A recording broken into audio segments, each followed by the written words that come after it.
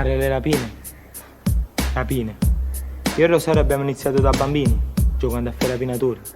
Ma poi crescendo abbiamo capito che non era un gioco. Si lavorava poco e si guadagnava bene. Ci potevamo permettere vestiti di marca e di fare un po' di bella vita. Sinceramente, sul lavoro vero non ci ho mai pensato. Il mio lavoro era fare le rapine.